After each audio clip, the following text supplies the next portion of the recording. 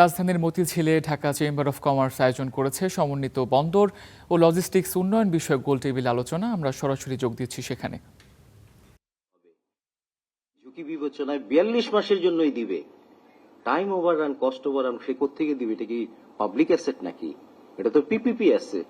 So আমরা land অধিগ্রহণ না করে কিন্তু পিপিপি প্রজেক্টে নেমে যাই। এখনো পর্যন্ত ল্যান্ড আমরা দিতে পারি নাই। এই দেশে পিপিপি প্রজেক্ট পরবর্তীতে আসার আগে 10 বার চিন্তা করবে যে 42 মাসের প্রজেক্ট কতদিনে হয়। তা আমি ব্যাংক থেকে যে লোনটা আনবো এর ইন্টারেস্ট তো স্টপ হয়ে যাবে না 42 মাসের পরে, তাহলে তার মডেল তো কাজ করবে না।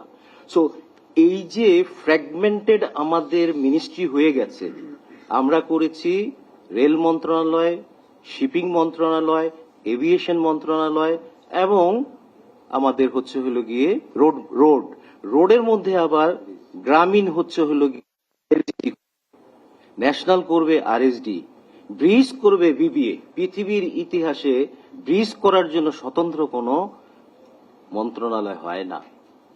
তা আমি এটা দেখিয়েছিলাম, আপনারা দেখবেন। আমাদের মাননীয় প্রধানমন্ত্রী কিন্তু এখনো চিন্তা ভাবনা করেন যে এই যে ফ্র্যাগমেন্টেড মিনিস্ট্রিগুলি হয়ে গেছে, জাপান যদি 11টা মন্ত্রণালয় দিয়ে তার দেশ চালাতে পারে, চায়না যদি 1.4 বিলিয়ন পিপুলকে জন্য 26টা মন্ত্রণালয় লাগে, তা আমাদের 51টা মিনিস্ট্রি লাগবে কেন? এটাই হলো সমস্যাটা। খালি জট পাকিয়ে যাচ্ছে, ওভারল্যাপিং।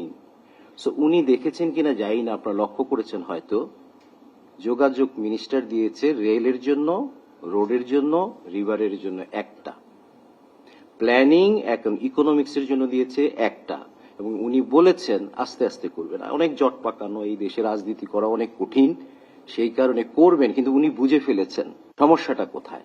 আজকে